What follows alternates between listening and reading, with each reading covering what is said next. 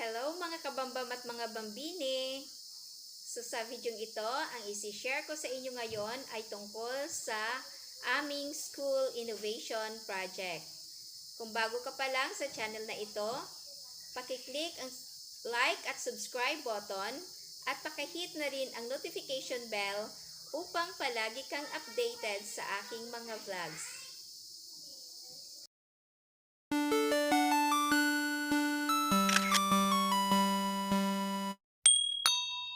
Have a pleasant day to all of us. I am glad to present to you the innovation of our school entitled Eco Bricks para sa Paaralan. So this is under the learning environment. The date of implementation of this innovation is from 2019 to 2023 onwards. For the overview, this is the innovation description. Eco Bricks para sa Paaralan is a project created to make our school and community plastic waste free. After the project was presented to the PTA during the orientation, we started making Eco Bricks. Eco Bricks can be made by the young, the old, and everyone in between. No machines, special skills, or experts required. However, there are important steps to follow to ensure the quality and usability of Eco Bricks. Number 1. Save, segregate, clean, and dry the plastic waste. Start by segregating your plastic from other materials. Number 2. Get your stick ready. Eco Brickers like to call their packing stick their magic wand. It makes the plastic disappear. After the right stick will make a big difference to your eco bricking. Number 3. No glass, metal, or biodegradable waste. What you don't put in your eco bricks is just as important as what you do. The reason we are putting plastic inside the bottle is to secure it. Otherwise, get loose into the environment and degrade into microplastics and toxins. Number 4. Pack the bottle tight, mixing plastic as you go. Fill the bottle up halfway with loose plastic. Then, use your stick to push down around the sides of the bottle. Keep pushing down as you move around the circumference of the bottle. Once compressed, add more loose plastics. And number 5, weigh your eco bricks. The weight versus volume of your eco brick is a good indicator of the quality of your eco brick. Eco bricks that are solid and strong are densely packed. The full volume is used to plastics and there is no air or spaces inside. It must be above a weight of 500 grams. The collected eco bricks will be used for the construction of flower boxes at the back of kindergarten up to grade 4 classroom, and soon the construction of fencing.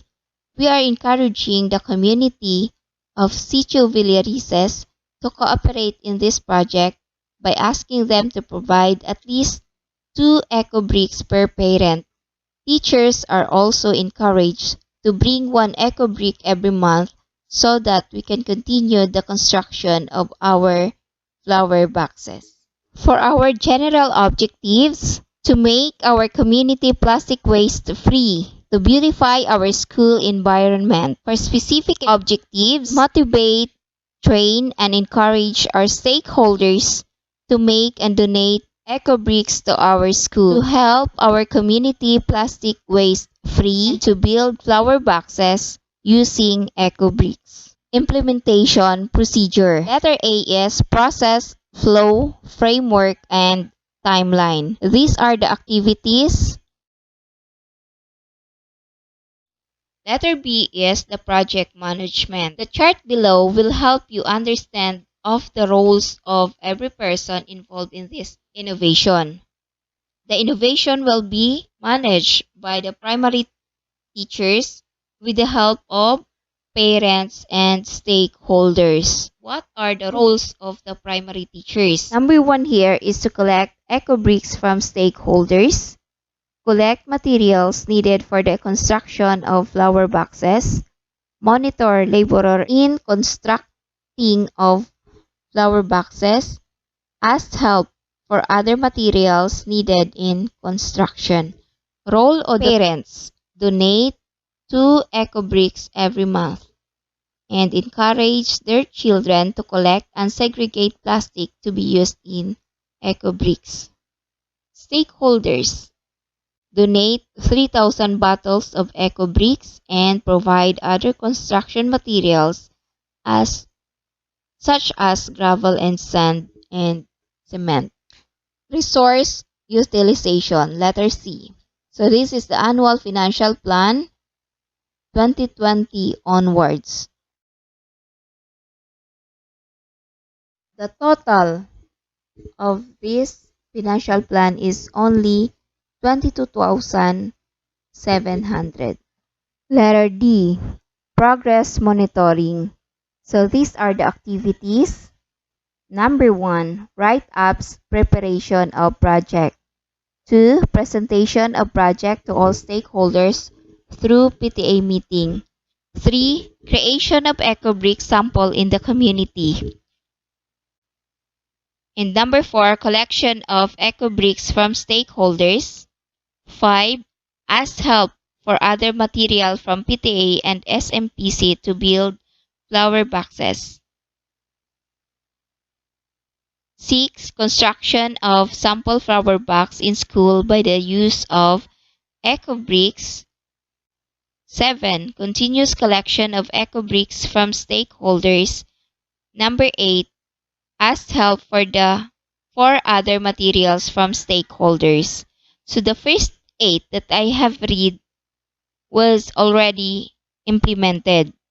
Number 9, continuation of flower boxes construction. So this is not implemented. The reason is eco-bricks are not enough to continue the construction. Number 10 is liquidation of the project. This is also implemented and it is done yearly. Number 11 is monitoring of the project yearly. So this is also implemented. Innovation, output, and outcomes. For our outputs and outcomes, eco-bricks. The beneficiaries are teachers, parents, and stakeholders. Flower boxes. Beneficiaries are school, teachers, pupils, and parents. Beautify the surroundings. Beneficiary is community. Use as building block that will not break down or contaminate the environment. Or the beneficiaries are school and community. Plastic waste free community. Beneficiaries are school and community. Eco-bricks inspires the community to do the same. The beneficiary is community. Cleanliness of the surroundings. The beneficiaries are school and community. Sustainability plan. The eco-bricks is one of the innovations of Billares Elementary School that serves as a hugely effective way to keep plastic out of the ecosystem and preventing environmental contamination to promote an eco-friendly environment. This project is tasked to practice everyone in the community towards zero plastic waste lifestyles. Billares Elementary School, school head and teachers and parents would help one another to sustain this project. School head and teachers will continue to encourage and campaign for more eco-bricks and collect donations from stakeholders for the construction of flower boxes. At the same time, do eco-bricking by themselves. The success of this project will be based on the actual result and accomplishment of the school and community cleanliness in terms of plastic waste. Making of eco-bricks will become a habit to continuously manage plastic waste and build not only flower boxes but also school fence in the future. So the journey. Okay, so ganito po yung paggawa ng eco bricks. Itong basura na ito, ilalagay natin ito sa loob ng isang basyo ng 1.5 litro na soft drinks. So, pagkatapos, ipapasok natin dyan at kapag nakapasok na, isisiksik natin siya hanggang sa mapuno siya ng ganito. So, kailangan wala halos hangin o walang space dyan sa loob ng basyo ng 1.5 litro ng soft drinks. So, hayan na. Ito na ang finished product ng Eco Bricks. Ganyan na. Pwede na siyang gamitin sa pagpapatayo ng ating flower boxes. Kapag ito ang ating ginamit sa paggawa ng mga flower boxes, maliban sa makakatipid tayo, nakakatulong pa tayo sa ating kalikasan upang mabawasan ang mga nagkakalat na mga basura. So, ito naman ang paggawa ng mga flower boxes.